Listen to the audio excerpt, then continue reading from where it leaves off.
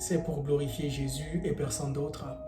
Bien-aimés, aujourd'hui, nous allons voir de façon détaillée qu'est-ce que c'est la sanctification de l'esprit. Nous venons de le dire, l'esprit est le souffle de vie en nous, l'esprit est la partie motrice de l'être humain. C'est là où se trouve la conscience, le discernement, l'intuition, la communion et j'en passe. Alors, quelles sont les souillures de l'esprit? Dans Genèse, Dieu nous dit que tu n'adoreras que l'Éternel, ton Dieu, et lui seul. Donc, Dieu nous demande d'adorer qu'un seul Dieu qui est Jésus-Christ. Mais pratiquer l'idolâtrie, ou bien pratiquer l'idolâtrie, c'est une des souillures de l'esprit. Nous allons voir dans Acte 15, le verset 20. Je vais lire au nom de notre Seigneur Jésus-Christ. Mais qu'on leur écrive de s'abstenir des souillures des idoles. Là, nous venons d'entendre que les idoles sont des souillures de l'esprit. Et dans le passé, des gens étaient plus idolâtres parce qu'il y avait des dieux, il y avait des croyances locales, des croyances familiales, mais aussi des croyances que la société nous dicte. Et les gens croyaient ou bien priaient plusieurs dieux. C'est d'où le caractère d'idolâtre. Mais si aujourd'hui tu ne pries pas d'autres dieux, mais il existe plusieurs types d'idolâtrie. Alors nous allons voir dans Colossiens 3, le verset 5. Je vais lire au nom de notre Seigneur Jésus. Colossiens 3, le verset 5. Faites donc mourir les membres qui sont sur la terre, l'impudicité, l'impureté, les passions, les mauvais désirs et la cupidité qui est une idolâtrie. Alors là, nous venons d'entendre une chose très intéressante.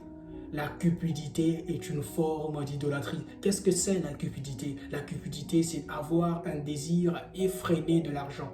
Et le fait d'avoir ce désir-là te souille ton esprit. Marcher dans la sanctification de l'esprit symbolise aussi que d'adorer, d'attendre ou bien de croire qu'à Dieu et à lui seul.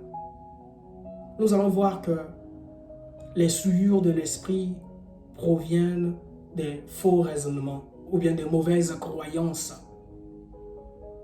On peut croire à ce que l'autre avait dit, le voisin avait dit, ou bien ce que les gens de ce monde disent. On peut croire à ce que les coachs disent. Mais nous oublions une chose, le fait de ne pas croire à ce que Dieu dit est une souillure de l'esprit. La deuxième des souillures de l'esprit, on peut dire c'est l'orgueil. L'orgueil. Aujourd'hui, tu es intelligent, tu es brillant, tu es une personne talentueuse. Mais est-ce que tu es reconnaissant envers la personne qui t'a rendu talentueuse, intelligent?